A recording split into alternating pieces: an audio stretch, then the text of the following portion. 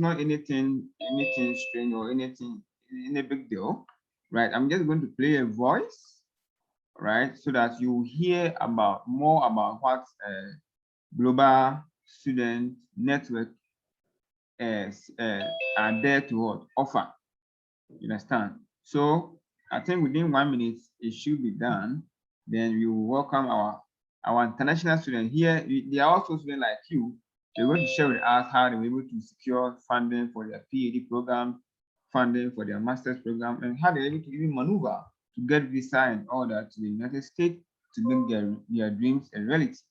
Right. So I'm now going to play the audio now for you to listen. Then you move from there. I must say that our dear students, some of them were not able to join us because of some technical issues and all that. But you guys are fortunate enough to be on it at now, right? So just stay on and then enjoy the rest of the program. It's a great honor to outdoor the Global Student Network. Motto: Smart Education, Dream Big. Mission Statement: Global Student Networks, which was formerly Ghana Student Network, seeks to provide a platform to prepare students to be ready for education abroad through linking students across the length and breadth to resources and information necessary for education abroad. Also to assist with university application for undergraduate, master's degree, and PhD. The organization is managed by members. It's a network of students with a similar education prospects, assisting each other to achieve a collective goal. The association will facilitate admission testing for its members. Services provided by the organization include profile building. We analyze the student's profile and work with the students to fill in the shortcomings that the profile may have. Fixing your destination based on the academic profile, work goals, budget, and any other criteria that the client may have. We work to identify the country best suited for the client. University shortlist. Based on the information provided by the student, we will shortlist universities. We will also ensure to give the students a good mix of dream, reach, and save universities so that your chances of admissions are higher and are as close as 100%. Editing services, statement of purpose, and letter of recommendation help make or break the deal while submitting your applications to the admissions committee. We help the students write the best drafts that bring out your story persuasively. Application support. We are aware that over 50% of Ghanaian applications get rejected due to incomplete or incorrect applications. At admissions abroad, it is ensured that the applications are filled in 100% so that there is no scope for rejection whatsoever. Financial aid. We help the students in applying for scholarship on eligibility. We help with scholarship essays, guide the students on educational loans, and help them understand part-time work options while studying abroad. Follow up with universities. Upon submission, we follow up with the university regarding the offer letter and help in finalization of the I-20. Interview prep. Some universities will have an interview before they issue the I-20. We help the students prepare for the same by conducting mock interviews. Visa process. We also offer complete guidance and help the students with the verification of documents to be submitted for the visa, booking of dates, and other processes. Visa mock interviews. We conduct several mock visa interviews so we feel that the student is confident to attend the visa interview. We have been 100% successful with our students attending the visa interview, and that by itself is a testimony of our diligence. Test score. We assist students in the following standardized tests: SAT, GRE, GMAT, IELTS, and TOEFL. Membership. Membership is absolutely free. Call 027 57 99894 or 0546 262554. Don't be left out. Join this global network to make your dream a reality. Wow. Right. So we will still make the audio available for you to play at any point in time. So to get all the ingredients that are encapsulated in the audio. Right. So at this point, you will have the panel discussion. Right. So we have Mr. George. Let me just show his profile so we can all see. Please, can you see his profile? Yes, we can. Yeah, that's great. Yes. Right. So this is Mr. George Anim, right? He is an experienced quantitative risk analyst with demonstrated history of working in the finance industry, skilled in using statistical softwares like SAS and then R to build complicated models for CCAR and then DFAST, stress testing. He is experienced in validating models across different portfolios. He holds BSc in statistics and computer science from the University of Ghana, right? And then he holds a Master of Science Statistics from the University of Akron. Currently, he's pursuing a PhD in computer science at the Mississippi State University, right? So he is one of our panelists. Mr. George, please, are you here? Yeah, I'm here. All right, thank you so much. Home is where the Mac is. Mr. George, and then he will be Mr. Obed will also join us from Amsterdam. Obed also join us from Amsterdam. So let me just show Obed profile. So we proceed.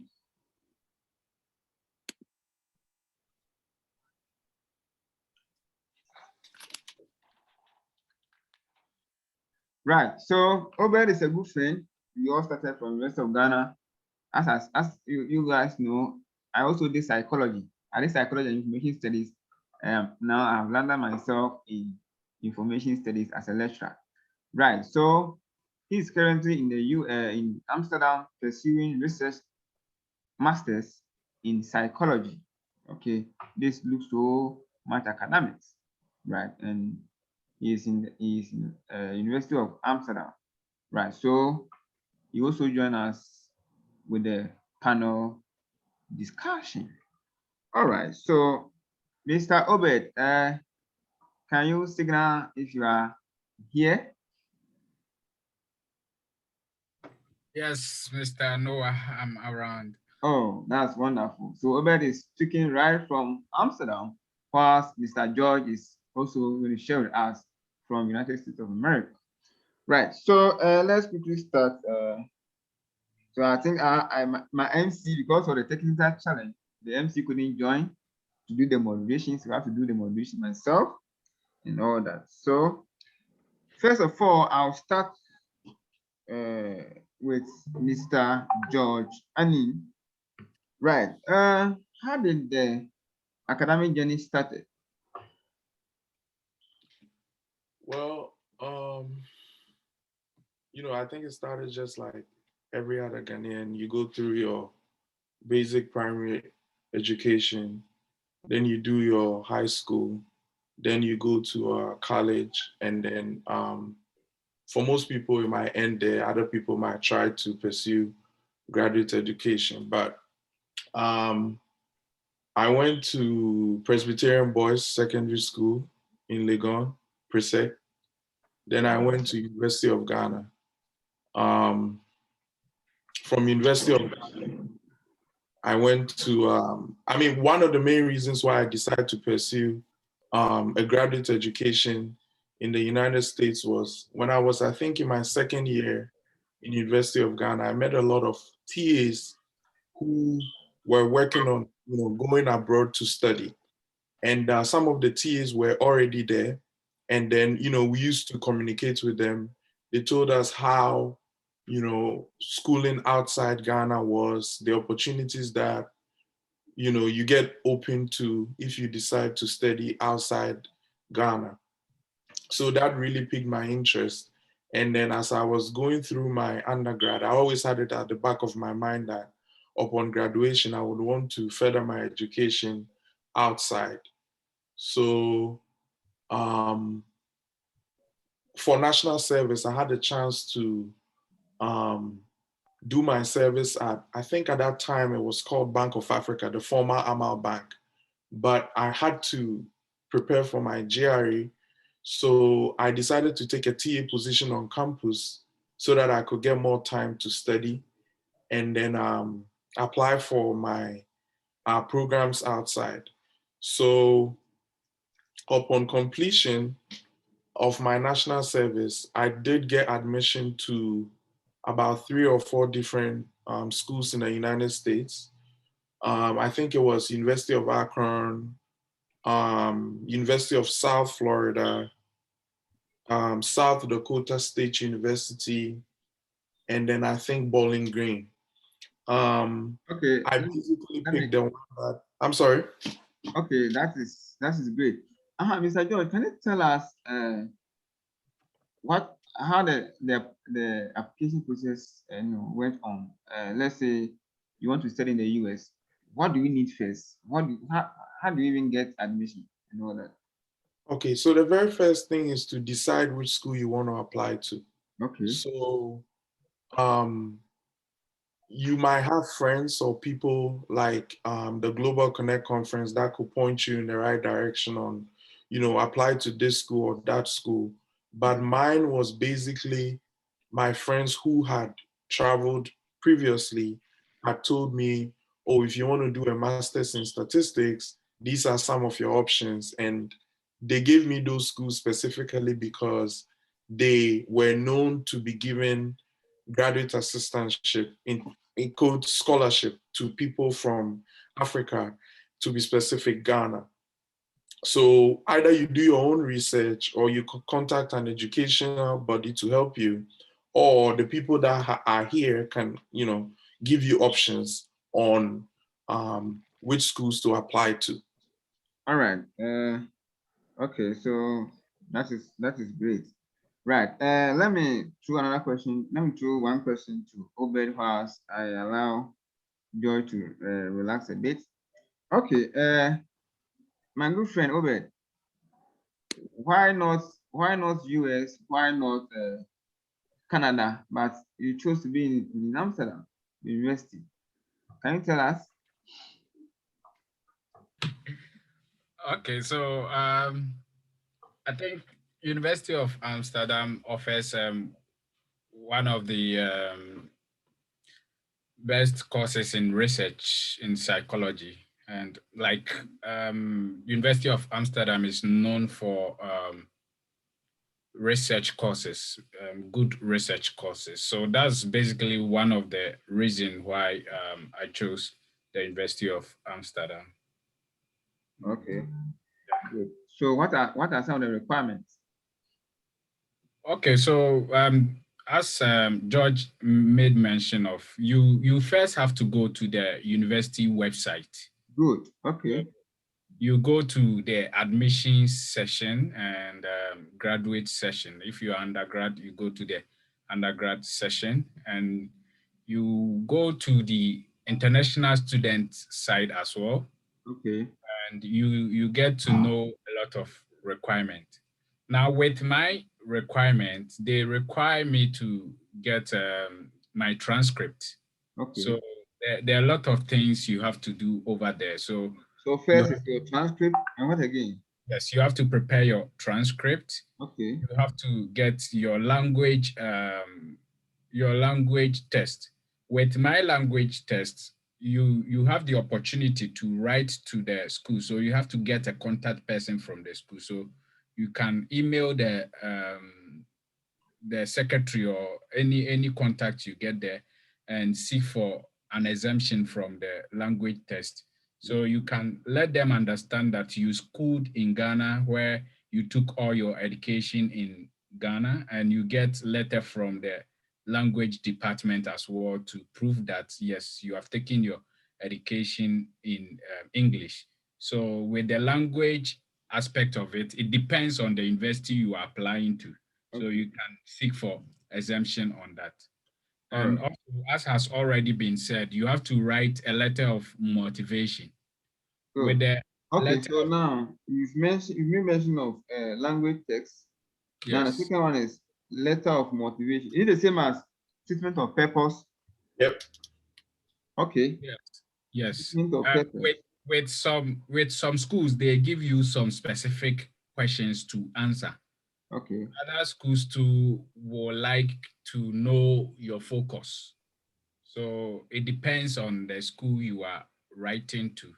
All right. So Obed, you have mentioned language proficiency. So if you're in Ghana, you're exempted from this requirement. Not exempted. It depends on It the depends, school. okay, it depends on the university. So as a student, as an aspiring student, so you need to check from the outside whether that particular course require you to submit TOEFL or IELTS.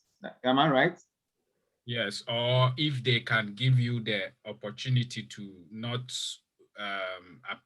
submit any language test. That's wonderful. Right. So Obed, hold on. Mr. George, now you're pursuing your PhD. So it tells us that you've written statement of purpose. I know as a lecturer and also as an academic advisor, I've had a lot of students who usually have a lot of challenges when it comes to the statement of purpose aspect. And I must say that it's one of the cardinal ingredients that most recruiting or admission committee members look out for. Okay, so in the GIFI, can you tell us, George, can you tell us what are the things that should be captured?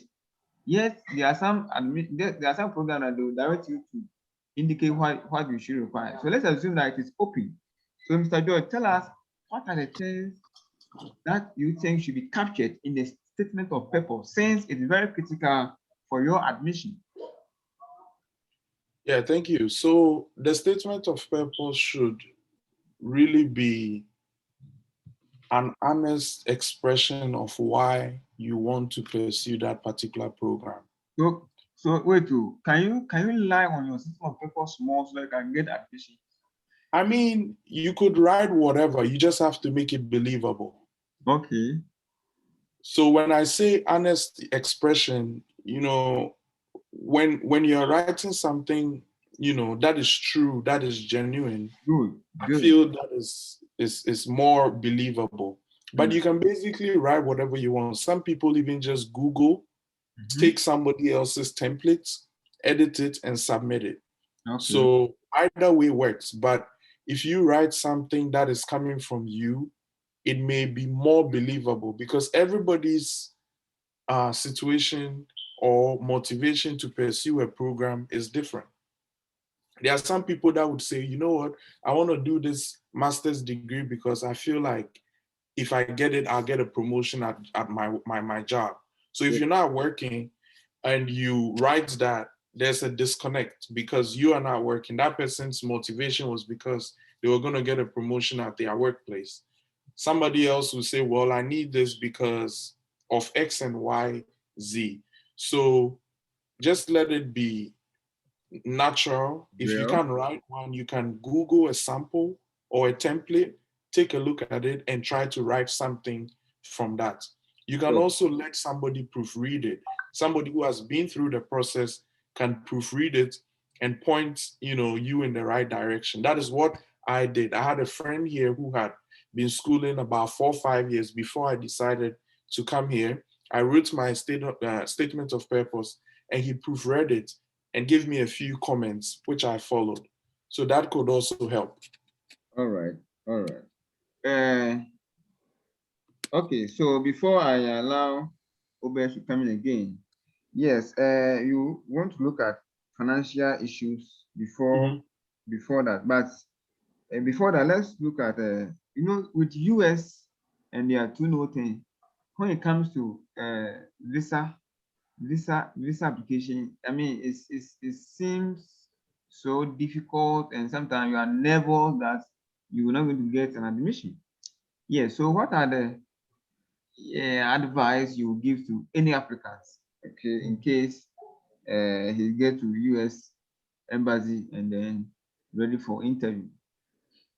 I would say applying to come study in the US is one of the easiest visa applications you can ever do, because yeah, I think from experiences it's one of the easiest, because over time, you know, people have abused the visit visa. So if you even have a legitimate reason to visit the United States, you could be denied a visa. But with education, your chances are very, very high if you decide to apply for a student visa to come study here. Other things that could increase your chances even more would be the kind of program you're coming to study. Okay. The US has a high affinity for STEM programs. STEM is science, technology, engineering, math. So things like math, statistics, computer science, physics, anything that falls under the classification of STEM, their economy broadly depends on that. So they do like people coming here to study that program, because they know that once the person is done and decides to stay in the country, they're going to benefit from that person. So that also increases your chances of getting the visa. Another thing is also how you're going to pay for your education. That can positively or slightly negatively affect your application. So most of the time, if you do have a scholarship to come study, it is very likely that you would get the visa, because they know you're not going to have any issues with money. So the school has already told you that I'm going to pay your tuition, or you got a scholarship. And the people at the embassy can verify. They take the word for it that, oh yes, the school said they're going to pay just tuition. So they know I don't have any issue with money. But then sometimes if you are saying that you are going to pay your own tuition, sometimes they are a little bit, iffy about it. They might request for evidence of how you're going to pay for your education. So then you have to submit bank statements from your sponsor. It could be your family, it could be whoever is sponsoring you. But from experience, I realized that most people that do get a scholarship have a more or a better chance of getting their visa. That is not to say if you don't have a scholarship, you're not going to get a visa. My situation, I did not get the scholarship before I came, just like Maxwell. So I had to show that I could pay my tuition by presenting a bank statement from my parents. But then when I did get here, they gave me the scholarship on arrival. So, but most people I spoke to, they had an easier process when they had funding or scholarship already available. Okay. All right. That's great. Obed, so let's assume, God being so good, you've been admission to Amsterdam University to study research masters, or a master's in research. Now, looking at your coffers, you have nothing in your coffers, and your parents are not even are not in the capacity to support you financially. Yes, you've gotten admission. So do you allow this dream, this opportunity to go away? What do you do? What would you suggest as an international student? Okay, so one thing is you first write to the university to see if they have scholarship opportunities. Okay. You first search the university website. You go to finance or funding or scholarship area to search to see if they have any scholarship opportunities. And another thing also is you can also get in touch with family members who are well-to-do, who can also sponsor you, because it's very difficult if you don't have any means of sponsorship. So you have to also look to that. Another thing, also, I don't know of the US, but over here, you are given opportunity, a limited opportunity to work. It's 16 hours. And it is a national requirement that anyone who is 21 years above earn as much as €10 per hour. So it depends where you are applying to and how sure are you to even be able to get the that employment opportunity. So basically, being able to get the scholarship helps, and being able to be sponsored by family is also a very important thing. The other aspects, that's working, and the rest comes into sustain or support with the other opportunities you are able to get. Right. Okay, so that's okay. So let me go back to George. Okay, so how do I get scholarship, loan, grant, or assistantship? How do I do that if I gain an admission to, let's say, US? Okay, so mostly the US schools, they are very similar. When you're applying, they would ask you if you want to be considered for assistantship, and you say yes or no. So when I was applying for my school, it's just click yes or no. Some other schools might tell you that if you want assistantship, after you submit your application for education, submit a formal application for assistantship. And the reason why I keep saying assistantship is there is a difference between scholarship and assistantship. Good. Scholarship, You want to know? no, I'm sorry? You want to know the difference? Okay, so scholarship, you don't have to do anything in return for the money you are being given. So let's assume Get Fund, right, has a scholarship available for Ghanaian students. And as you know, a full-blooded Ghanaian, we are eligible for Get Fund scholarship. So if you get your admission, you take it to the Get Fund Secretariat, apply, and then Get Fund will approve and then pay your tuition. You don't have to do anything in exchange for that money. Or maybe when I was in Ghana, I know you guys hear of a GMPC, that company. They had a scholarship available for students that wanted to pursue what do you call it? Petroleum engineering. And you apply for GMPC scholarship. If you get it, they will pay for your education to go study. You don't have to do anything in exchange for that money. That is scholarship. Assistantship is more common for the US and Canadian schools. Okay. So an assistantship is the school or the department in which you're going to study said that they will pay your tuition in exchange for some money called a stipend. So for example, in my case, I applied to the statistics department to study statistics. Okay. The statistics department, did you have a question? Go ahead. If Jeffrey wants to ask a question. Oh, okay, go ahead. Oh, okay. I think, George, you can proceed. Okay. So in my case, I applied to the statistics department to study statistics. So the statistics department, as at the time I was applying, they told me that there were people that were on the waiting list for assistantship from the previous year. So they could not offer me assistantship at that moment. So I had to wait. Things change. People drop out of the program. Some people might be offered a better assistantship in another school. So then they decide not to take it and then go to another school. So they had to put me on waiting list. And eventually when there was an opening for me, they gave me the assistantship. What that means is that they were going to pay my fees. So I think my fees for a year was about $15,000. And then the department paid my fees. Then the second thing, this is now the difference between assistantship and scholarship.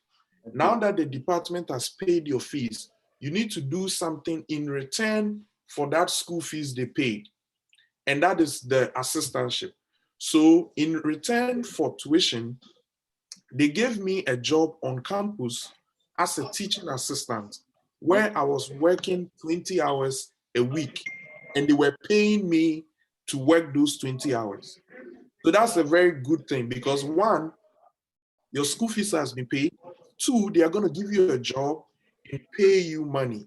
I think at that time, we were getting paid about $550 every 2 weeks. And that is for your upkeep. As a student, you don't really need much. You only pay for your accommodation or food, which was very reasonable. So that is the difference between scholarship and assistantship. Scholarship, they give you the money, you don't do anything in return. Assistantship, they give you the money, but you have to work for them in return. But in working for them, they are still going to pay you for working for them. So assistantship and scholarship, which one is better? For education in the US, it's mostly difficult to get scholarships. Most people that come to study in the US all come with assistantships because scholarship is independent of the department or the school. Okay. So for example, in my school, once you come to the school, there were some companies, like I went to school in a city called Akron. That place, I don't know if you guys have heard of this company, Goodyear Tires. They make tires. So because that company was in that city was offering scholarships to anybody that goes to that school that is interested in studying polymer science, because they feel like they're going to benefit from you. So if you're doing polymer science, they will give you scholarship. And you can get both. You can get a scholarship and you can get an assistantship. In that way, all that money goes into your pocket. For example, if your scholarship money is, let's say, $20,000 a year, and your tuition is $15,000 a year, if you get both scholarship and assistantship, the school will pay the department will pay the $15,000. Your scholarship money is also paid to the school, but because the department has already paid your tuition, because you have an assistantship, they will refund all that $20,000 scholarship money back to you. They are not going to take it. Or they are not going to say because you have an assistantship, they're going to take back the scholarship. No, you can actually get both. But mostly, everybody that comes to study in the United States, I'll say about 80% of them, especially at the graduate level, all study with assistantship. Okay. Wow.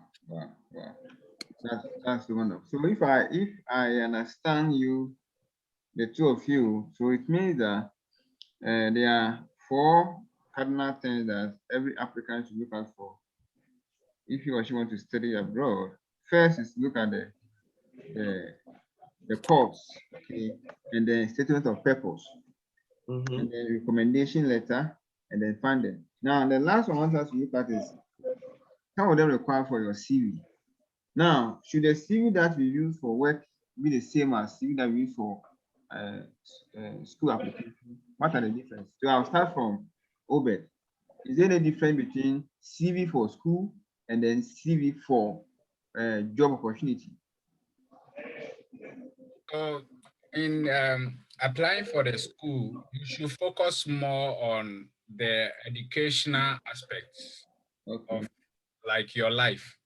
So, for example, if you would like to take any master's program, you should be concentrating on helping your lecturers take up some projects and trying to build your CV. Also, you can consider becoming a teaching assistant so that you enrich your CV. Also, what they look out for is what you are going to study. Does it have any relation with your career prospects? So you should also consider the program you are studying and what you are doing now.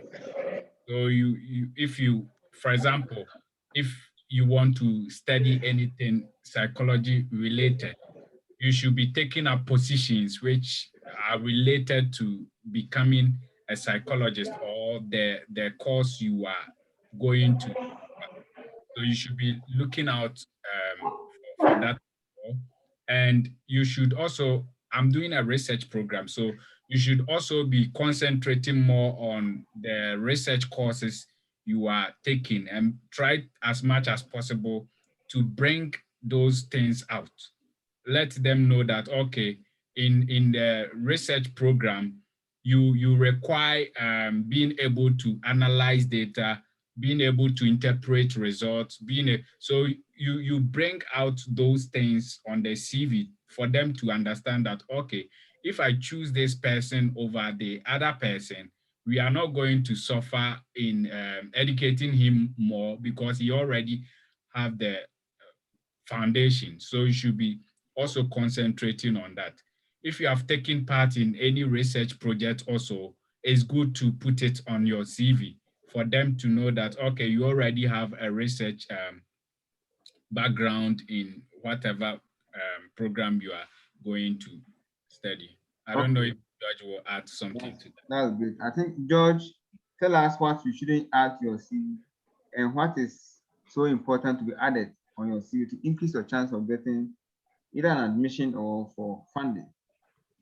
Okay. I think during my time, I don't remember clearly if a resume was required, but everything that Ubet said is true, and that's the same thing I would reiterate. Whatever program that you're applying for, if your resume can speak volumes about it, the better. So like you said, if you're going to do a research program, if your resume highlights the things you've done in the research area, that helps.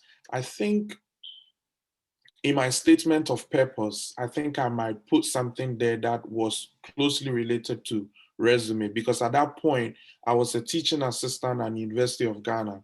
And I made mention in my statement of purpose that part of my reasons for applying to this master's program was to gain knowledge, improve on myself, and then eventually come back to teach.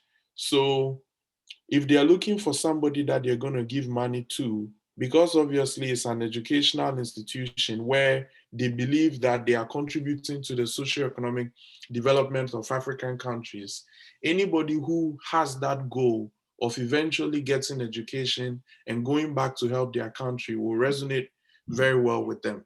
So if you can highlight those things either in your statement of purpose or your resume, that would definitely put you ahead of others. Good. All right. Yeah. So at this point, I would like to ask my participants. Actually, we have two groups, right? My phone is linking the group. Is linking. Is linking to another group. Okay, because of the technical challenges. So I'm going to take questions from all angles, from the first group and then the second group. So if you have a question, just use the emoji, the hand emoji, and then throw your question to the panelists and let them get it answered. Right. So you will start. So, and those also on the other group, if you have any question, you can use the chat. You can use the chat tool, and then I'll read from there for them to get it. Okay. So the floor is yours. If you have any question, just alert me, and then I'll let them answer. Jeffrey, do you have a question?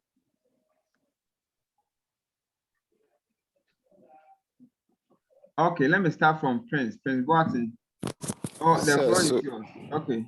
So I would like to know, with a scholarship, will you be giving money for upkeep, or is just that they'll pay your tuition fee?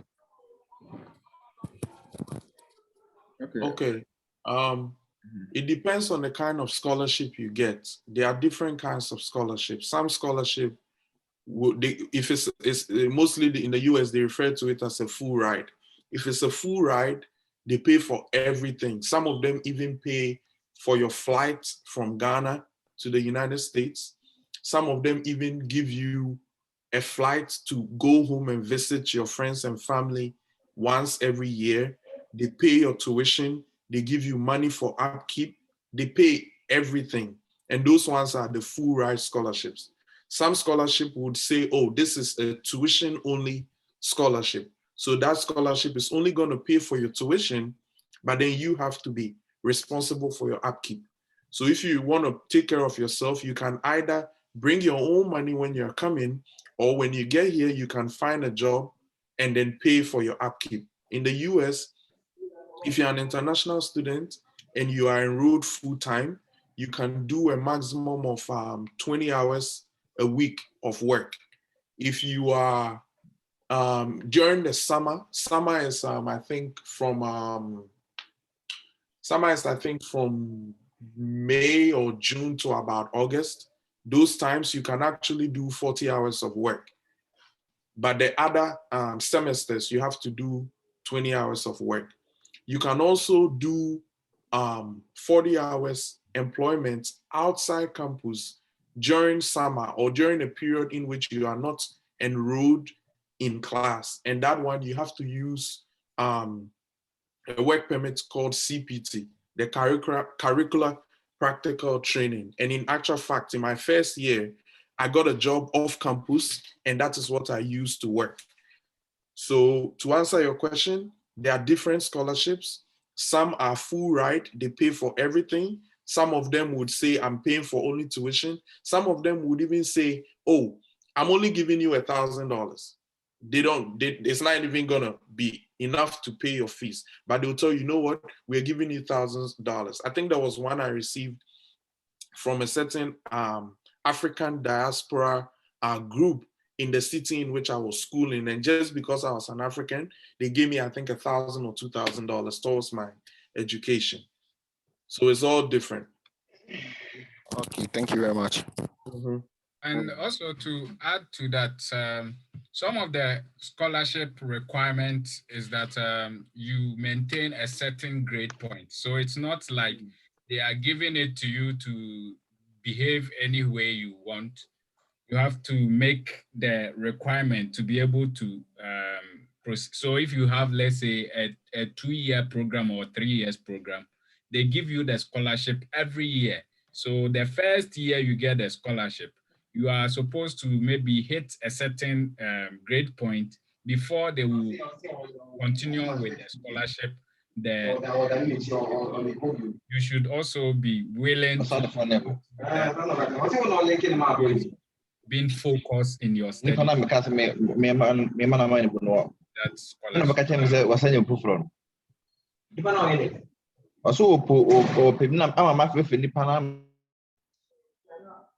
All right. Let's proceed. Right. Any other question? And to add to what Obed said, there is also a GPA requirement for the assistantship. And my time, you needed to maintain a minimum of 3.5 for the school to continuously renew your GA contract.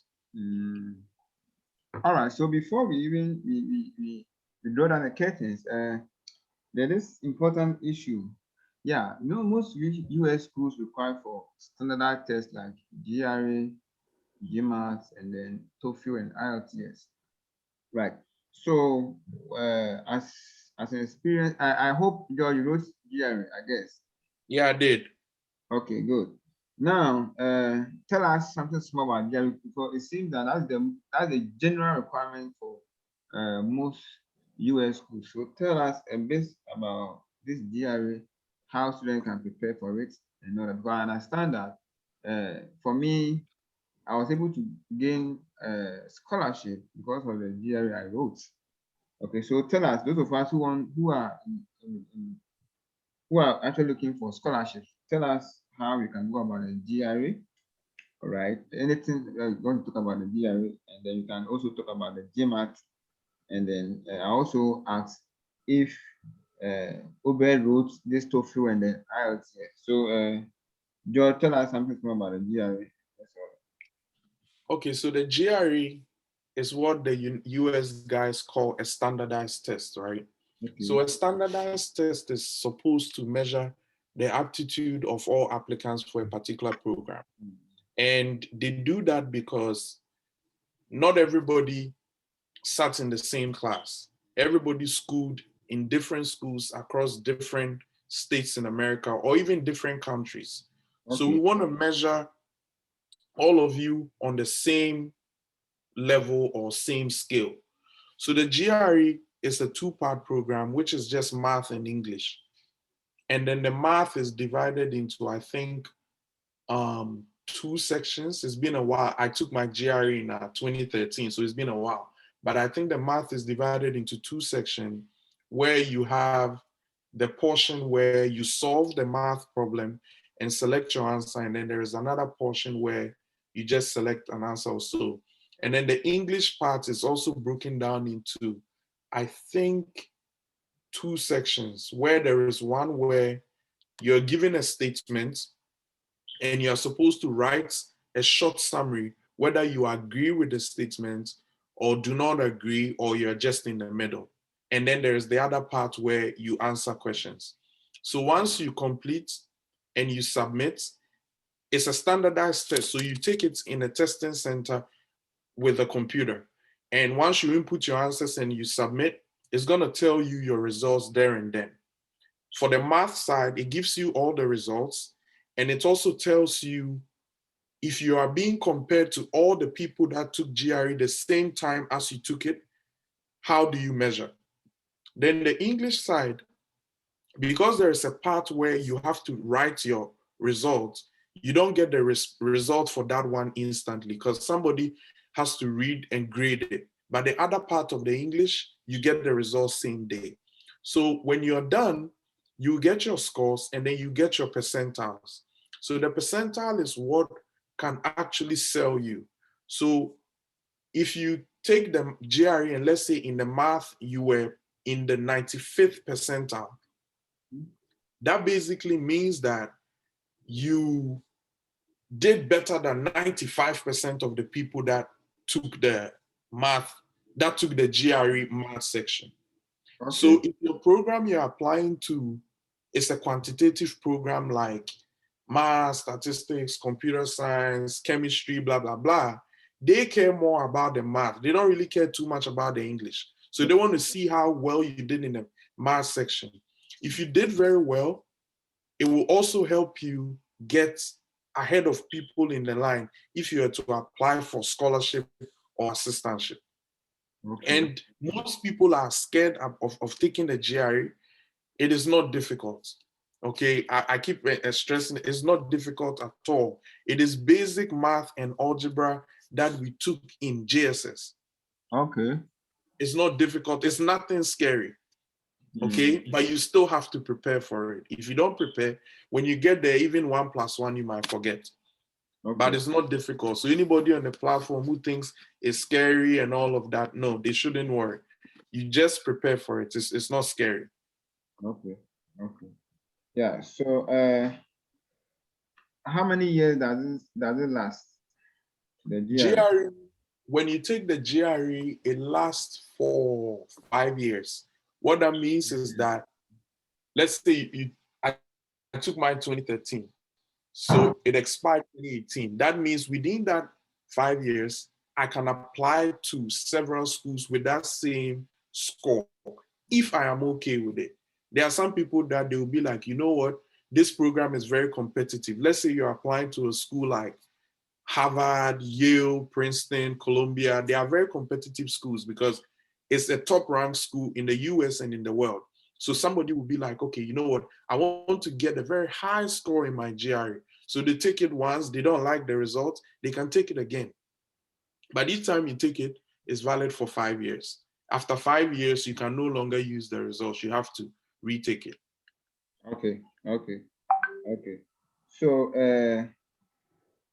there are some schools that they say GRE is not compulsory, but it is highly recommended.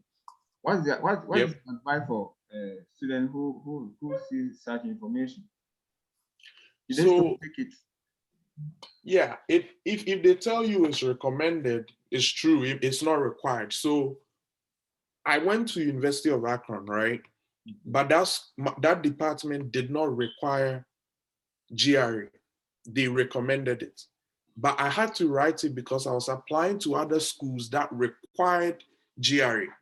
Okay. So I think University of South Florida required GRE, Bowling Green required it.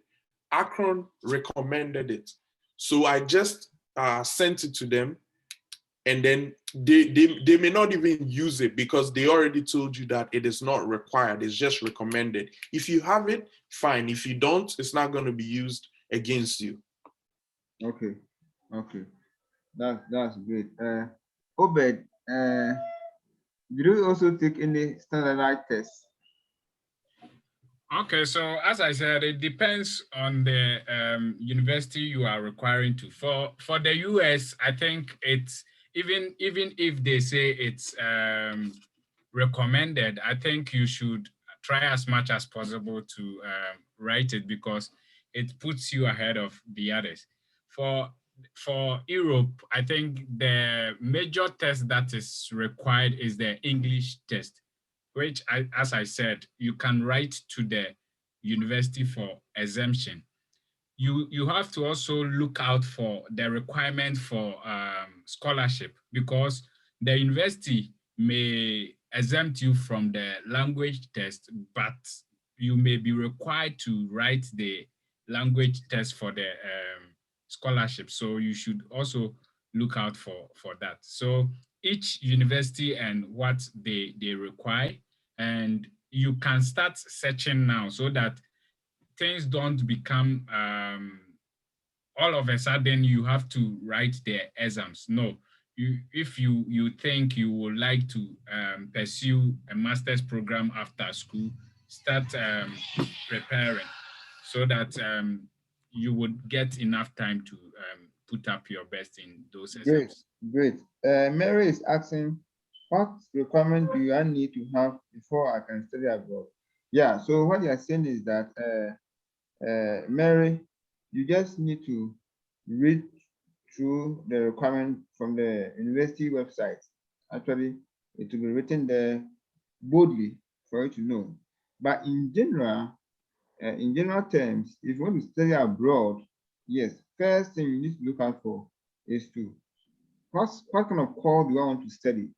Okay, what kind of course do I want to study? And they also may mention the fact that you have to also look at the financial aspect. For me, I will advise that before you even decide to embark on any educational journey, check the financial aspect. Don't broadcast in the air. Oh, I mean, I can do it and all that. No. If you have to be hot, your plan should be realistic. Okay, or let me say your goal should be realistic. In that case, you have SMART goal, right? So your goal should be measurable, attainable, relevant, and time bound, right? So on the application requirement, they said it categorically that you will not be funded, okay, and you will still apply. Ask yourself, will you get the funding? Okay, so our advice, yes, some people take the risk to apply and then later they maneuver together. But I'll actually recommend that you go in for schools that are ready to sponsor you if you don't have money. Okay, right. So that's the financial issue. And then Mary, you have to look at statement of purpose. So as they said, that directs you to your intent of study. What is your motivation? What is the driving force? Why did you choose this program, not the other program? Why did you choose this program and all that? Or why do you even choose this particular country? Okay, and then one thing, when I was applying for my PhD scholarship, one thing that we were making emphasis on the fact that what benefits will it bring to you and then as a country? Okay, so if you are writing your SOP, one thing you should look out for is that the school that you're applying should have a link to your previous course and then the course you want to study. And then how will it benefit you to achieve your career goal? So in your system of paper, you need to indicate your career goal, and it should be aligned with the course you are studying. Let's say, for instance, you say you want to become a politician, and then you are studying course like archaeology. How does it correlate? Or let's say a political science, you want to become a political science and not a political scientist. So it means that your system of purpose should have a link, your career purpose should have a link with the course that you intend studying. So students, you should look out for all those things. And how are they going to benefit? Now, if you're writing a certificate of purpose, you should write it in the way that you are coming back to your home country. You know, these recruiting managers and then hiring managers and or admission committee, they are also against this immigration. Yes, you may have the intention to use school to get to the US and then do your own thing, but on your certificate of purpose, you have to emphasize that right after your school or right after your program, you are coming back home to support your home country. Yes, if you want to do that, fine. And maybe if you have secondary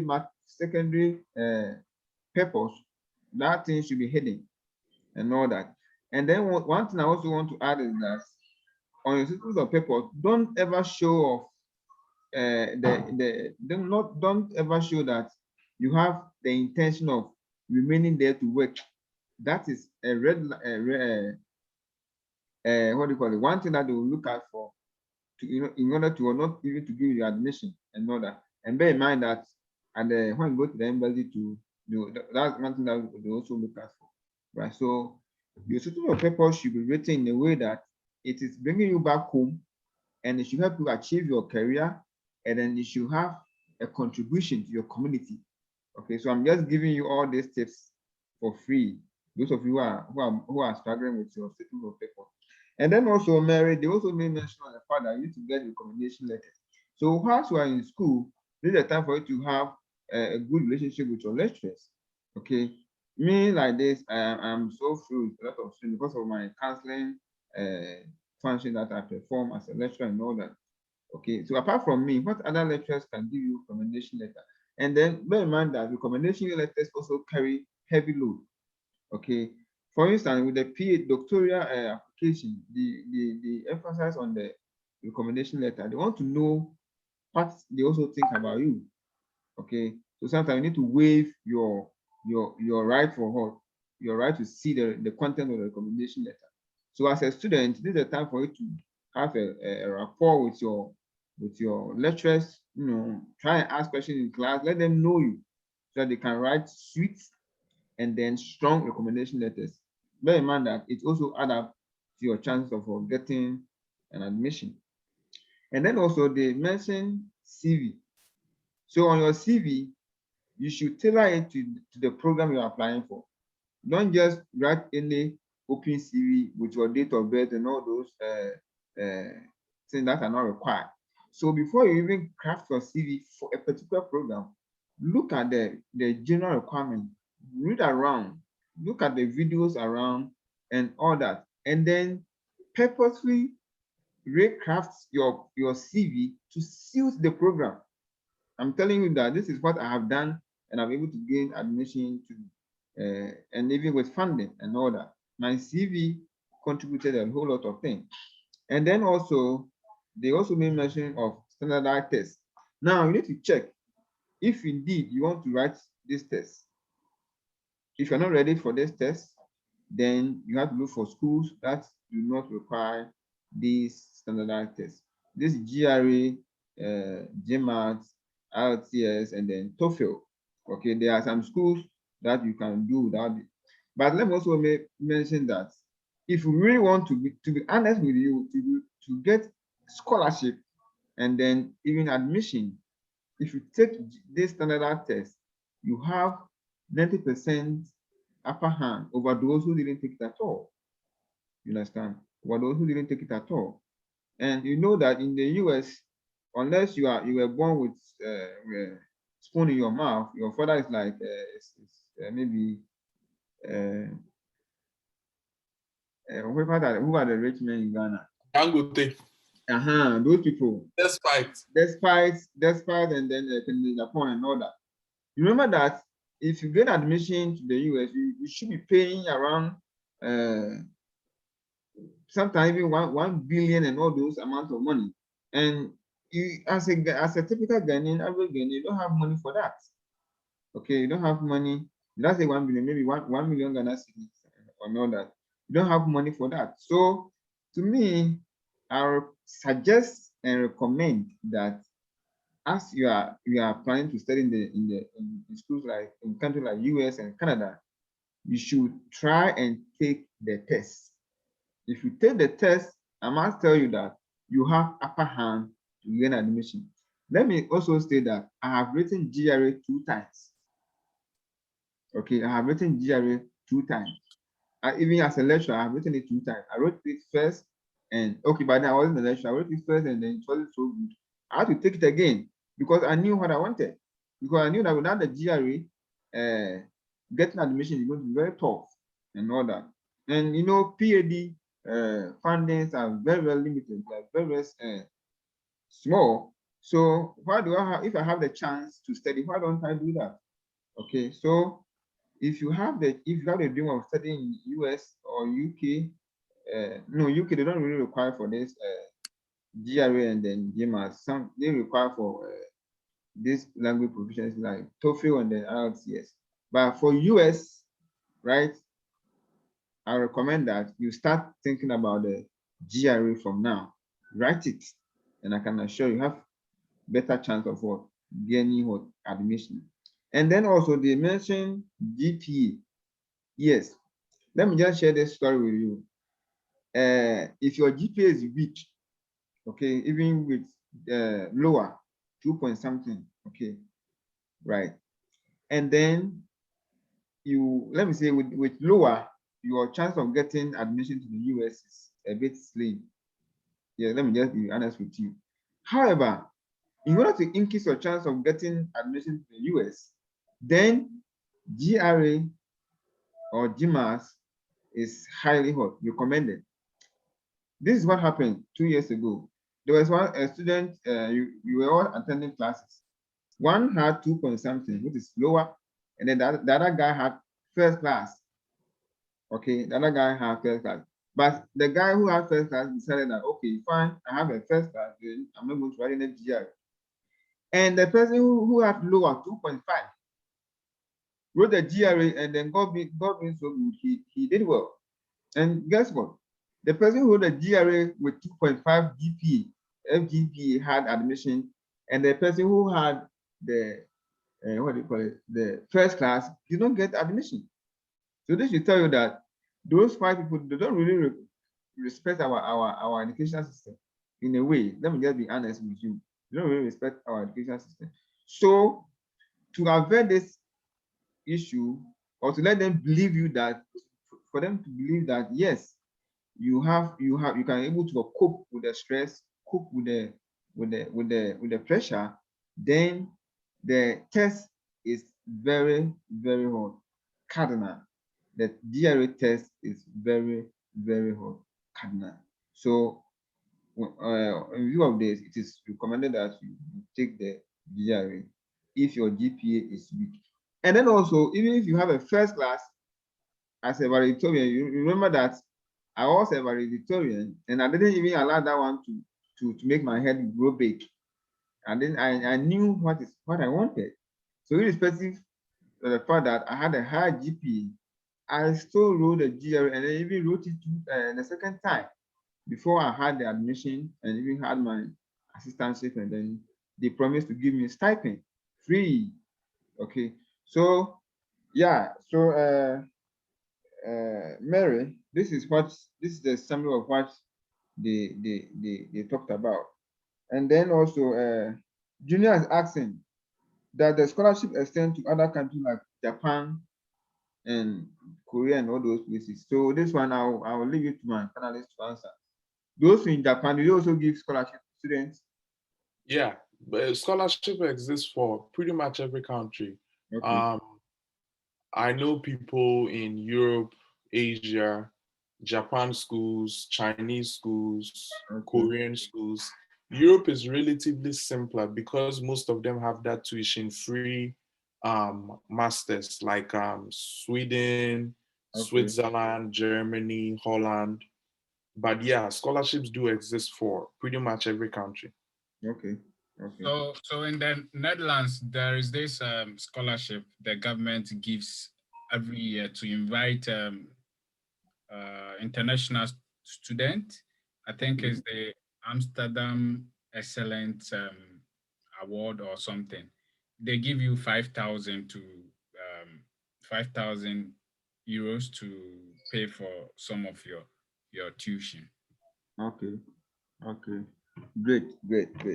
So And also one thing also is when you are applying for scholarship, I think there are a lot of scholarship for the females. So try as much as possible to take advantage of that. There are a lot of scholarship which exist for females, especially for Black females. So look out for that. You look out for the general one in the school. You look out for the departmental ones too. okay. Good. All right. So any other question? Let me see if we have other questions so that we draw down the curtains. Are you guys going to also talk about the work opportunity? I mean, Yes. job opportunities upon graduation. Right. So I think Mr. George Anim, you can take it from there. Yeah. So for the US, there are a lot of job opportunities available upon graduation. So when you come here to study and you studied a STEM program, which is any program related to science, technology, engineering, or math, you're given 3 years of work permits to stay and work legally in the United States. Okay. Although it's 3 years, it's broken into two. You're first of all given 12 months, and then before your 12 months expires, you renew it for the other 2 years, making it a total of 3 years. So within that 3 years, the company that you're working for should then take over the process and then file another kind of work permit called H-1B, which is a work permit for foreign nationals. And then eventually the company will file what is mostly, popularly called a green card or permanent residency for you, the employee. If you are a non-STEM, which is any program which is not related to science, technology, engineering, math, so programs like psychology, public administration, you only have 12 months of work permits given to you by just studying in the US. And within that 12 months, the company that you're working for should be able to file the H-1B visa for you. And I must say there are a lot of opportunities here in the United States. Maybe Maxwell, Dr. Maxwell Frimpong didn't mention this at the beginning, but we actually started our career together. Our schools were closed. I went to Akron, he went to Cleveland. I think it was about a 30-minute drive apart. And me and him started working at KeyBank together. And then from KeyBank, he went to Barclays Bank, and then I went to Bank of America. So, I mean, just imagine, people like us coming all the way from Ghana with just a dream to get an education and ending up to get that education and working for the major financial industries in the United States. That is like a very, very big, achievement, and it makes us and our family back home very proud. So being able to take that first step of having to take your GRE and then making the application, getting the offer, coming to study will definitely open a lot of doors that may not have originally been available. And eventually the skills that you gain in this country, the experiences that you do gain in this country, you can then take these back home with you if you want to, if you decide to go back to help your country. Okay. So there are some questions popping up. Why would you choose US over Canada? What are the pros and cons? Okay. I would say both in terms of education is good because they are both Northern American countries, so they both have a similar standard. Yes. And in terms of assistantship or paying for your education, both of them do offer that. You know, I have friends that went to Canada. You don't pay a dime, and you get to be paid just like the people that come to the US. So in terms of advantages, I would say staying to work after your school is relatively easier in Canada. And the reason is in Canada, when you're done with school and you get a job, you go and apply for your permanent residence. Okay. So when you get a job right after school, you go ahead and apply for your permanent residence. If you even do a PhD or a doctorate program in Canada, by virtue of you being accepted into a PhD program, you can apply for permanent residency. And by the time you are done with your PhD program, you'll be a Canadian citizen and you have your Canadian passport. So in terms of the opportunity to stay is slightly easier in Canada than the US. So that might be a con or an advantage Canada might have over the US. But on the flip side, the US has a bigger economy than Canada. So there are more job opportunities in the US over Canada. And you can be doing the same job with somebody who is in Canada, but you, the person in the United States, will be paid more than the person doing the same thing in Canada. So there are a lot of people who even immigrate from Canada to come and work in the US. It's actually Canada and US is just like Ghana and Togo. And I remember when we were back in Ohio, when I lived in Ohio with Maxwell would drive back and forth between Canada and the US. So people even live there and come and work here. So if you ask me to choose, because I've been in the US, obviously I may pick the US, but either is not a bad choice. You can go to Canada, school there, get your permanent residency and or Canadian citizenship, and then even move to the US to work. Or either. There are people who I came to the US with, and then right after we finished our masters, they're like, oh, you know what? I don't like America. I'm going to Canada. And then they move to Canada. So both are good options, but these are the minor differences between both.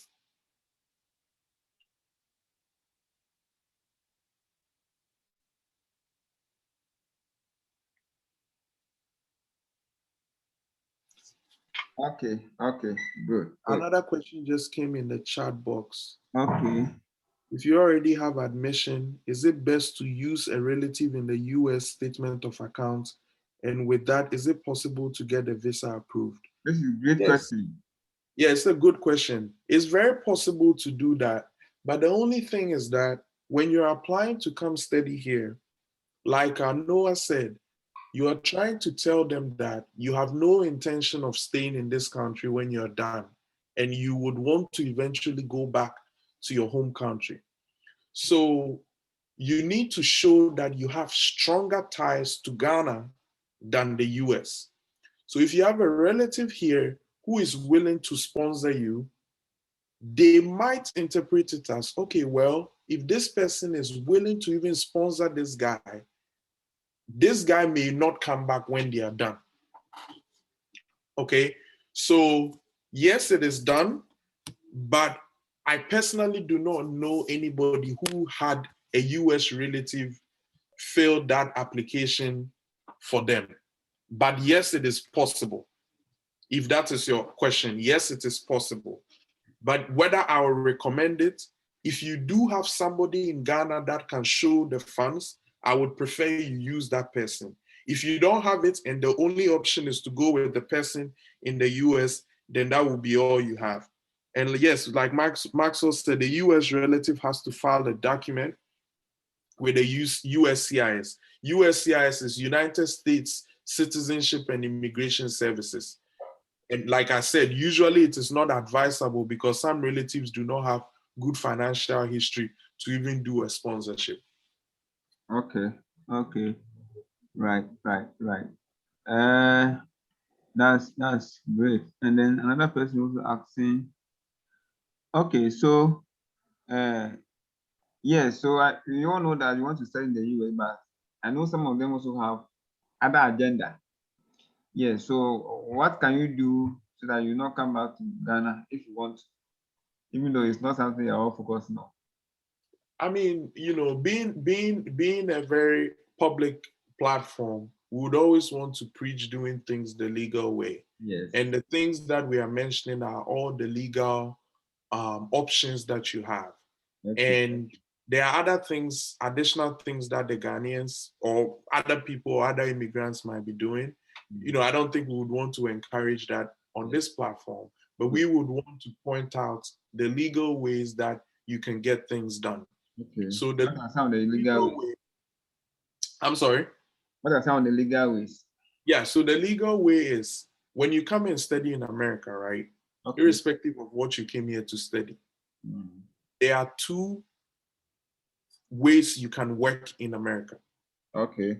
The first way is if you are in school and you want to do, let's say, an internship. I think most Ghanaians call it attachment.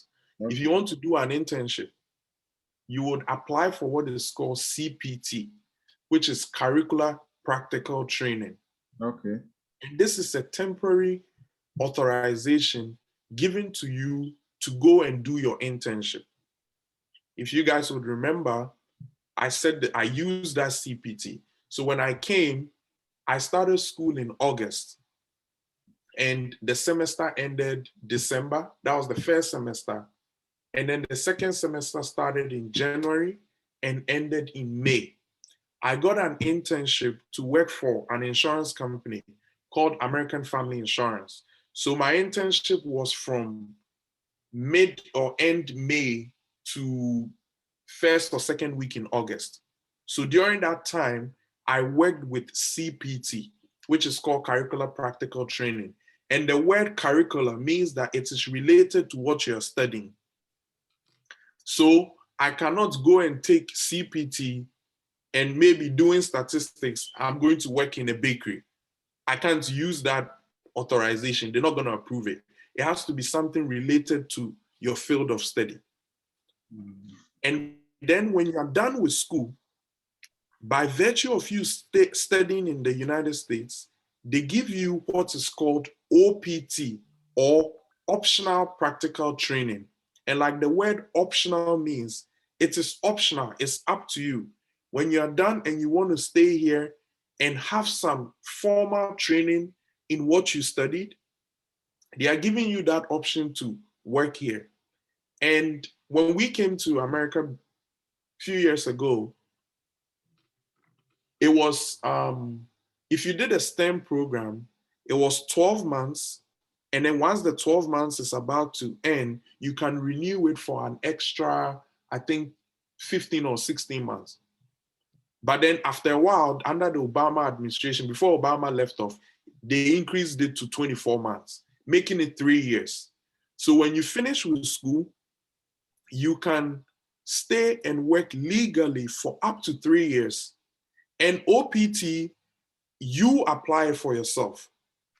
And to apply for OPT, when you're done with school, you can apply for a job related to what you studied.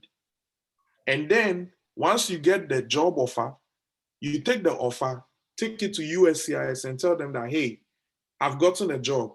I'm done with school. I want to use my OPT to work. And they'll say, okay, fine. Then they give you your 12 months work permit to start working. If 12 months ends and you still want to continue working, you can go back to USCIS and ask them to give you your extra 2 years, and they will do it.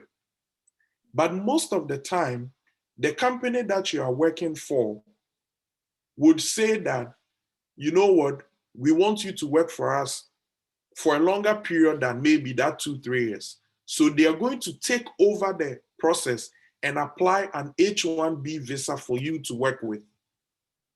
So H-1B is a temporary visa that they give to people from all over the world to come here and work. It is valid for 3 years. and it can be renewed 2 times. So then the total number of years you can use H-1B is 6 years. So when the company applies for H-1B for you, that means you can work on that visa for a maximum of 6 years. Within that 6 years, that company will then file for a green card or permanent residence for you. When they file for the green card or the permanent residence for you and you get approved, that means you can live and work in America permanently. You can even go get married and bring your wife from outside the country. Oh, one thing I forgot. When you come here to study and you're married, you can bring your partner with you. If you even have kids, you can bring your partner and your kids with you, although you're coming here to study. Wow. That's one thing I forgot to mention. That's one nice advantage of studying in the US. I don't know if the other countries do it, but I know the US does it because I was in school with one guy. He had 3 kids back home. He brought his wife and all his 3 kids, and they lived with him whilst he was studying with me at Akron U. Wow. Wow. Well, do they check your financial capability for this? Oh. When you are bringing your family? Yes, please. I'm not really aware of that. Maybe they might, but when you're coming here to study and you're given assistantship, they know how much you are going to earn. So I think that I don't want to lie. I'm not really sure. It's possible they can check. I saw a question, can I bring a family member? You can only bring a family member who is your wife or your child. So when you're coming to study, you can't say you're bringing your father or brother or mother. Okay, so like Maxwell is saying, you will need to provide additional 3,000 per family member. So if your assistantship is 20,000, you need to show that you have that extra 3,000 for that additional family member. I don't know how my friend did it, but his wife and 3 kids came with him. And then, you know, the US has free education, so the kids can get to go to school for free. Oh, then that's great. Obed, is it what's also happening in Amsterdam? Okay, so from the university website, you get to after your school, you get to work for an additional year. So it's called orientation year. Okay. So you are given the opportunity to apply for a work visa, or that resident permit allows you to work in the Netherlands. And as time goes on, I think you'll be considering other factors. Oh, okay. So you can also bring your family, your wife and kids alongside. With that, I haven't really looked into it, but I think it's possible. Okay, so it's possible, but you have to also consider the financial burden as well. So it increases your financial requirement. Okay. So, and the opportunities you have is also the same opportunity given to your partner. Okay. So whatever you are allowed to do, your partner is also allowed to. So for example, I am allowed to work for 16 hours. And it's not like work per se, but they call it auxiliary work. If I want to work also, I have to, the employer has to apply for working permit for me. So when you are coming with your partner also has that same opportunity to also work, and there are certain obligations to it as well. If you are coming with your partner, it's better because your partner can be working, and you get to also share some responsibilities. Okay. For example, paying of the rent and other aspects as well. But just that it increases your visa requirement. Most of it is on you, but with the proof of financial requirement, I think coming with a partner or a child increases that burden. Okay, thank you, Robert. Mr. Anim, can your partner also apply for school and start schooling? So if your partner wants to school when they come here, they would also need to apply for their own student visa. But if they whilst in the US, whilst in the US, I'm not sure, Michael, Max, or maybe my help. Can they do adjustment of status from F2 to F1? No, so in the US, you'll not be able to do that. You would have to. Okay, they have to go back. Okay. And come back again. Yeah. Yeah, because when you get a student visa, it is called F1. Okay. If you have a dependent you are bringing with you, let's say your wife or your kids, they get the F2 visa, and it's because they are dependent on your F1 visa. So if they want to go to school, they need to get their own F1 visa. And to get a visa, you cannot apply within the country. You would have to leave the country. So they can probably maybe go to Canada and then apply to come back with that F1, or go back to Ghana and then go get the F1 visa and come back. Oh, okay. Okay. What about your case? Your kids can school for free up until. And they also have to come back home and reapply. No. Once they come on F2, they are just going to school, as in like basic school, like kindergarten and all of that. That you don't need any visa for that. But if your wife, let's say, wants to go do a bachelor's or a master's or a PhD, they would need to apply for an F1 visa. Okay. Yeah. Great. I think we have exhausted a whole lot of issue, and I'm so happy about that. Yeah, so I think we have a last question before we go. And before that, yeah, Global Student Network is here for you, right? So if you're ready to kickstart on your admission or your study abroad journey, we are here to assist you, right from looking for school, getting the standardized test taken, preparing your CV, your cover letter, helping you with your SOP and all that, and then help you to get funding. Our main focus, right? So if you are interested, okay, don't let your dream become a dream, right? You need to make it a reality. So if you are ready and you really want to study in the US, it is possible, or in the Europe, it is very possible. So we have our coordinator, Dr. Maxwell Frimpong. He has been there for several years, and he's an experienced scholarship and then application study abroad expert. So when you sign up with us, then he will be taking your documents, and then he'll be reviewing it alongside those over here to also be helping with the review. We're making sure that you are not making any mistake, and you are on the road to gain an admission to study in the US or Canada or any other European country, right? I think he takes a very something small for the service, right, to help you do that. So until you gain your visa and then you get to United States of America, that is where our service ends.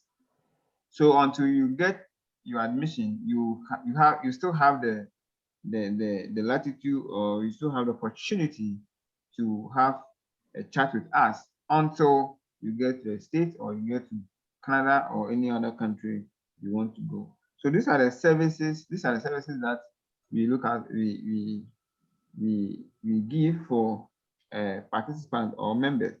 And then also there's this. If you have joined the Global Network WhatsApp group, don't leave, because this is we are now going to start the main game. Okay, don't leave. And then Dr. Maxwell and other people and myself, or let me say the team, will be sharing with you all the schools with scholarship opportunities. So if you leave, you don't get it. You won't get them.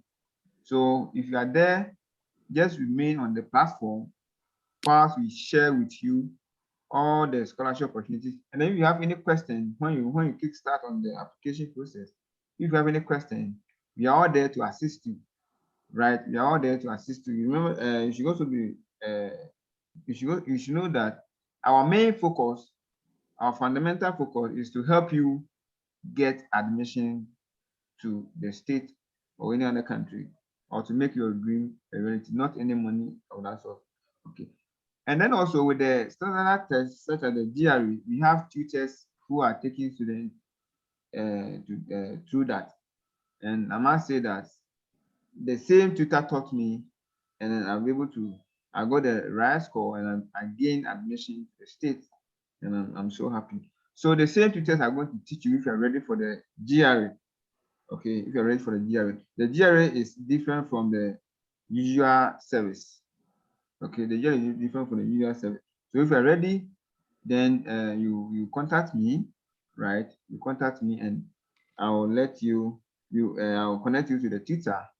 We have a good study room or classroom with serene environment with AC, where you will study and then write your GRE and get the score marks. I must say that until you are ready to take the GRE, your service store, our service store holds. So you prepare you from the scratch until you write the GRE. And I said earlier on, GRE is very, very cardinal. It's very, very important to gain admission and then scholarship, right? And then other services are the systems of purpose. You help you write it, write a convincing with plausible ingredients in your statement of purpose to win the interest of recruiting or admission committee.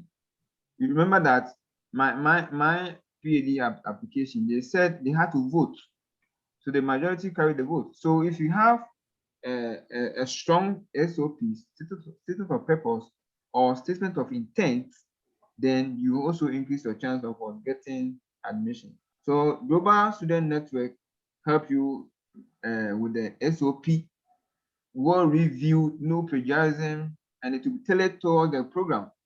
And we are experienced people, so all the mistakes that have been done before, you have the chance to avert all these. Okay. And then also you also help you prepare your CV, a very nice CV. And then you also, if you are applying through the Global Student Network, unfortunately enough, you've been an information service student before, then I'll write a very strong recommendation for you. And then I also liaise with some of the lecturers to also give you a very good recommendation. So these are some of the opportunities you can get when you sign up with Global Student Network, and then you make your dream a reality. Okay, so all in all, if you want to study, you need your statement of purpose, you need your recommendation letters, you need your CV, and you may require to submit standardized tests. So right from here, you need to start making this document available even before you go for your service, or if you have done your service, start now, because application entails a whole lot of process. If you do it last minute, I must say that you may make a lot of mistakes, and your chance of getting admission is very, very slim.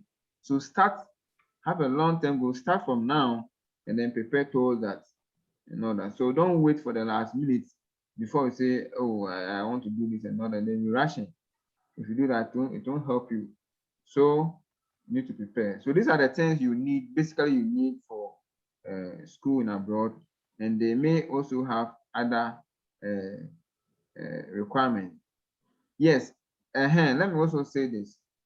If you even have a first class and your CV is raw, you didn't do anything when you're on campus. All what you're doing is classroom, hall, market, and you go back again, classroom, hall, and that triangular routine. If you do that and your CV is very raw, I must say that your chances, you know, this is why people, they like voluntary activities. They like community participation. What are you doing to support your community? These are the things that they look out for when they are doing the reviewing. So in view of this, whilst you're a student, join associations, join community engagement programs. You understand? And then have all these things on your transcript. Okay, and all these things will be tailored towards your setting of purpose and all that. So you need to enrich your CV. Don't think that, oh, I have a fair class, so no matter what, I'm going to get admission. No, that is not a 100% assurance. You need to enhance your CV with a lot of engagement.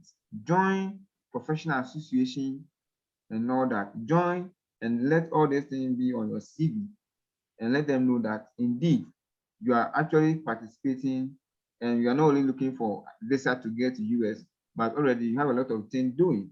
Okay, so whilst you're a student, join association like Generational Thinkers Association International, right? You can also join as this organization, and I'll also help you engage yourself with a lot of activity that can help you enrich your CV.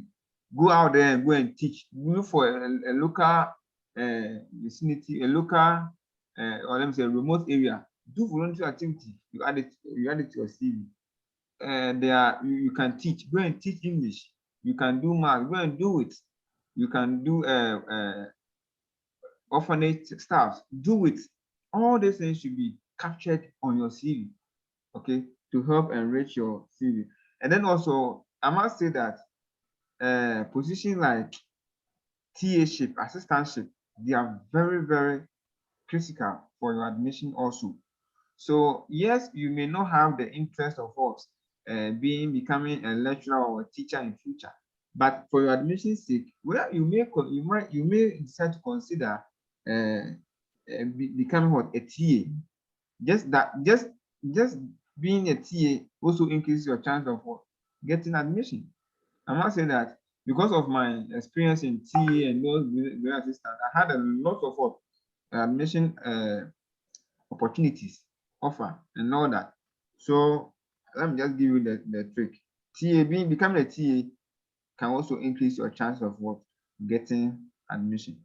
And then if you're a TA too, the lecturers knows you, and when it comes to recommendation letters, oh, they will write a very, very nice, and let me say juicy recommendation letter to increase your chance of what, getting an admission. So let me put the number across again.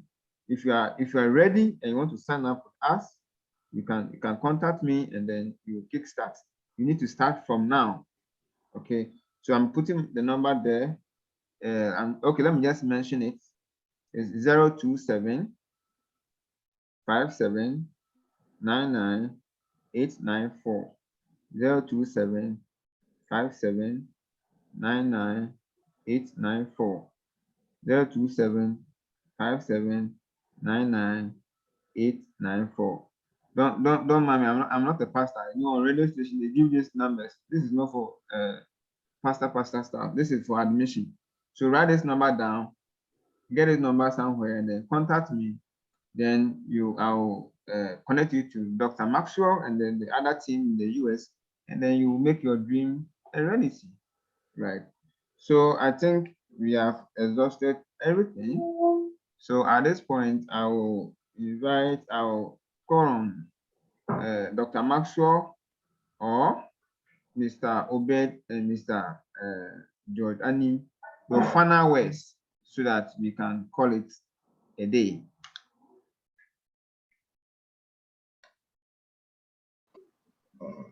Hello, Noah. Yeah. Okay, so I would say thank you to everybody who was here. It's been an honor delivering to you. But as you've already heard, Global Students Network is there. We providing that platform to help you as a student provide that support that you need to for your international education. So we start right from when you've had that idea that you want to study till you are here. We would help you along the way. One of the biggest challenges that it's out there in terms of coming to US is even on how to pay the visa fee, how to pay the application fee, and how to pay your service fee when you are admitted.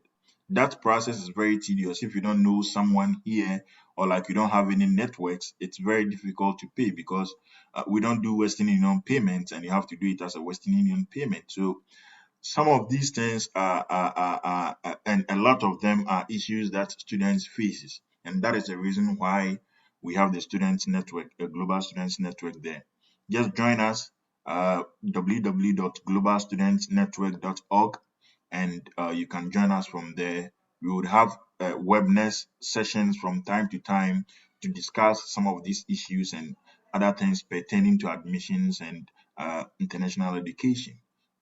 Thanks so much, George, for joining us, and then to the other colleague too. I'm so much appreciative of them coming and sharing their insights.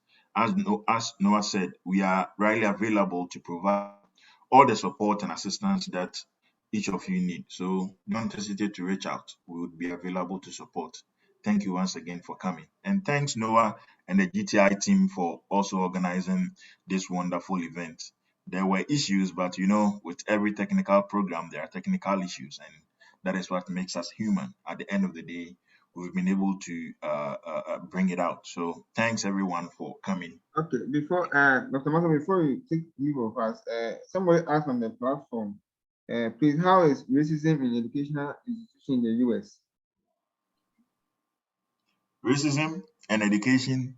I mean, it can be it can be a whole new webinar, but I can assure you that one of the things that U.S. people does is in terms of loan distribution and as I was saying, the need-based scholarships are being given to people of that have lower funds, right? Lower family income. People of color and immigrants usually are put in this bracket. The issue of systematic racism and all these things that we see on TV, it exists, but yet again, I wouldn't say you are shielded or you are from it. It exists, but usually we don't get involved as an international student because although it concerns a bigger population of Africans, African Americans, you as an African, somehow you are kind of there. I mean, I wouldn't say you are shielded from it. It exists and it's there. Your accent, the way you talk, people, they are all issues. But yeah, I think that is what I can say. Maybe George would be able to add more to it. But to me, you are shielded from it in terms of being in school or something. Yeah. Okay. Yeah, and then somebody also asking, I want to know the best time to apply for fall 2022 intake for masters. Fall 2022 would be any time from September, October, November, December, because by January, February of 2022, some schools will start issuing their assistantship or scholarships as it would be. So you would want to apply around that time. Right now, they are working on fall 2021. So if you apply now, you would still have the chance of getting into it and see if there are scholarships available. But this year, I mean, because of the COVID and all its impact on economic issues, gaining or getting assistantship and scholarships might be a bit tougher this year. But yet again, if you are coming to school this year, you have to know that some of the requirements has been relaxed. So it might be a bit easier and simple to get in school. So there are always ups and downs, positives and negatives to issues that happens. But yet again, Global Students Network is here to help you navigate all these paths to identify the right option for you so that you can be successful in your educational endeavors. Good, good. So another person also asking, how do you secure scholarship to study abroad for masters? I think when they sign up, you have something to tell them. No.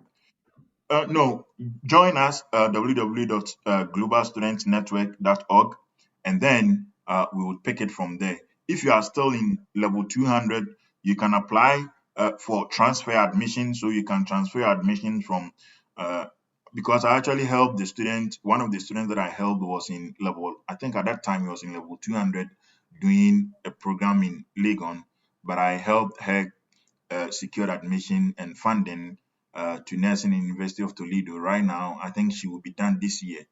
It was a 4-year full program. She's doing BSN with I think 75% scholarship. So yeah, it can happen. Yep. Okay. Just join us and we'll be able to assist you from there.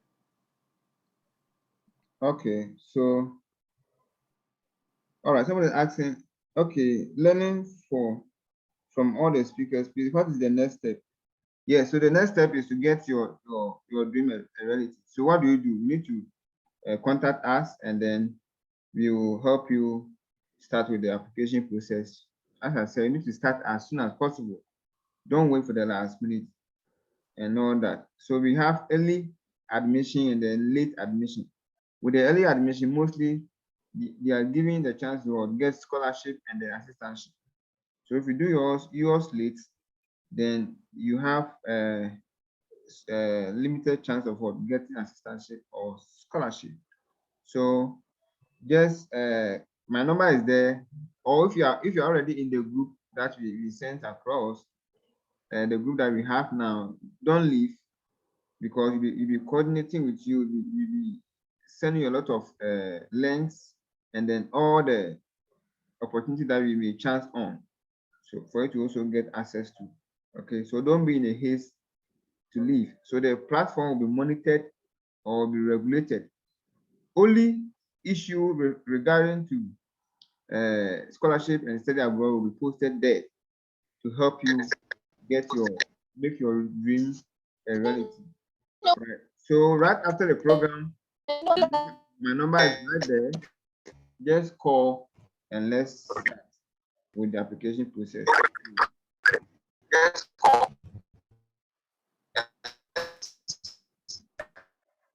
Okay. Mr. Can you apply whilst in level 2? Yes, you can apply. So that's what you have to do the transfer. Last 2 weeks, I wrote a recommendation letter for somebody who wanted to transfer from here to the United States to continue her education, and I wrote a very nice recommendation. So over here, before you can do the transfer, the school in the state need to admit you or need to accept you first before you can formally write to Ghana, let me say University of Ghana, and then the transfer will be done for you successfully. And then you won't go back, you continue, right? Sometimes they may allow you to do some basic courses, and then you catch up with them. Okay, so if you're in level 100, 200, even level 300, you can still stop, not to hurt, continue, right? And then I think you are good to go. So now we have exhausted all the questions. So any further question, reach channel to the platform, the WhatsApp platform. We are all there. We are starting the process today. Question. Okay. Yes. Okay. Yes. Hello. Okay. Hello. Can you hear? Yeah, I can hear you. Sir, please, I want to ask, like, can one apply for a scholarship with the intention that maybe I'll be going or I'll be available in a year's time or in 2 years' time? Like, a maximum of 2 years before going. Is it possible? Thank you. I don't know if Dr. Manson got your question. No, the line was a bit breaking. Yes. Can you take it again? I'm asking that is it possible for one to acquire a scholarship for like a year before maybe taking the scholarship? So let's say you are in level 300, you apply with the intention of going 2022 or 2021. Is it possible? No, so Thank you. I think scholarships has time bound, right? So if you apply for 2021, so let's say you apply for fall 2021 admissions and you get accepted and you get a scholarship that comes with it, you need to take the scholarship in fall 2021. So if you decide that you won't be able to go to fall 2021, but you would go maybe spring of 2022 or fall of 2022, then you discuss with the school if they are willing to extend the scholarship up till that time. If not, you will not have access to it. But if you are in level 300 and you would apply to hoping to start in 2 years' time, I don't think the school would give you that. If they give you the scholarship, they would give you the scholarship to take effect at that time. So let's say you are in level 300 and you apply for this year, right? So that will be fall 2021, but you apply for admission in fall 2022. So what happens is that once you apply in level 300 and you have all the prerequisites and you are qualified for the scholarship, they would assign or they would give you that scholarship for pending for 2022. So that can happen because scholarships are awarded based on your eligibility and then the number of awards that are available as at the time that you be applying. So if you meet that criteria and you are admitted and they give you the scholarship, you can hold it till fall 2022 and get admitted to. And the first option too is there. If I don't know if I was able to answer you well. Yes, I'm okay. Thank you. All right. So we have finally come to the end of today's program. As I said, let's continue on the WhatsApp platform. And I gave my number. Someone was asking me, can I send you a WhatsApp message? Oh yes, I'm a very free man. You can send me a WhatsApp message, and then I'll help you out actually. All right. So I want to ask Mr. Eni and then Mr. Obed, is there anything to add so that we welcome Fusena to give us the vote of thanks?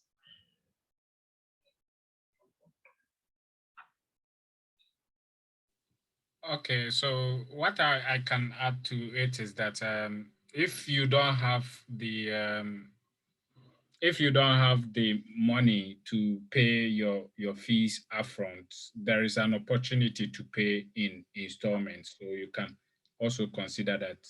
What you have to do is be communicating with the university, and you have to also communicate with people who are already in the system, as Mr. George and Noah and Dr. Maswell are there. You can contact them. Always try to seek out for information because it's not easy coming by some of the opportunity. You have to contact people who are already in the system to point you to the right places. Thank you.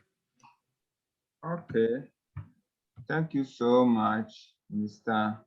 Obed, Mr. George Anim, and then Dr. Maxwell. Yeah, so at this point, actually, we wanted to give certificate to participants. So if you are still interested for certificates for this program, we are ready to give it to you, and it will be signed by Dr. Maxwell, Mr. Lawrence Akwesen, MTN, and then myself. Then we will help you get it. And it is only 20 cedis for the certificate. Right. So if you are interested, you can send me a WhatsApp message with your full name, and then it will be written for you. It will be done for you. So all the team that we focus on today will be captured on the certificate, and you can also add it to enhance your CV actually. Right. So Madam Fusena, are you ready? Yes, sir, I am. All right. So give us a vote of thanks, then you call it a day. Okay, thank you. Good afternoon, everyone. My name is Fusena Adams, and I'm very delighted to give the vote of thanks for this occasion. I mean, this event cannot happen overnight. It started with hard work and perseverance from the GTI team and our founder, Mr. Noah Daku Aji, to bring this particular program to how far it has come. So we wish to thank Mr. Noah very much for helping us organize this program, which is very educative and supporting. With this, I would like to thank the Almighty Allah for bringing us this far, and then to thank our first speaker, our guest speaker, that's Mr. Lawrence, for giving us insights about interviews and then CV writing. It has been helpful. We say thank you to him. I must mention our deep sense of appreciation to Dr. Maxwell Frimpong for explaining much about the scholarship abroad. It's been good having you, and we thank you so much. I would also like to express our sincere appreciation and thanks to Mr. George Anim, Mr. Obed, Ms. Doris Edison, for giving us this excellent coverage on how to get this excellent scholarships and to our desired countries. So we've heard a lot, we've learned a lot, and we wish to join you sometime soon to also have a feel of the outside world, and then to also pursue further studies in our academia. To our audience and everyone who took part in making this program a success, we say a very big thank you to all of you, and may Allah bless us all and make us great. Thank you, and thank you to GTI team. God bless us Thank you all. so much, Thank you. Madam Fusena, for this wonderful vote of thanks. So at this point, I'll invite Pastor Franklin to give us the final closing prayer, and after that, you can exchange contact from the chat group and all that, and socialize, virtual socialization. So, Pastor Franklin, just give us a short. Hey, say our photo shoot, the photo shoot. Don't forget. Yes, you do that. Okay, yeah. Franklin, give us a, should I do virtual photo shoot? So you need to I don't know where the background you have, you need to put your video on so I can take snapshots of those of us who are still on the platform. Then you can use it later on. Okay, so Franklin, the floor is yours. Okay. Thank you all once again. Please, we are praying. Wherever you are, I want you to honor God by closing your eyes. The Bible says, give honor to whom honor is due. So wherever you are, even though it's online, God is there. Amen. Amen. So Father, Lord, we thank you for this afternoon. We thank you for how far you've brought us as children of you Most High. We thank you for the insight you've given us through these men and the able women that presented to us today. We commit everything that we've learned into thy hand. We pray that you grant us knowledge and understanding to put everything into use. We pray that, as you said, that he who waters must also be watered, as they have shared with us. Father, whatever virtue they have lost, replenish them unto them in a million and a billion fold, in the mighty name of Jesus. We commit all our activities, our plans and schedules into thy hand. We pray that, as thy word says, that we overcome by thy blood and by the words of our testimony. We pray that you give us mind-blowing testimonies out of this program. We pray, committing the organizers and everyone who has contributed in whatsoever way into thy hand. We pray that you replenish every virtue they have lost in a billionfold unto them. And may we, O Lord, walk about singing thy praise on our lips.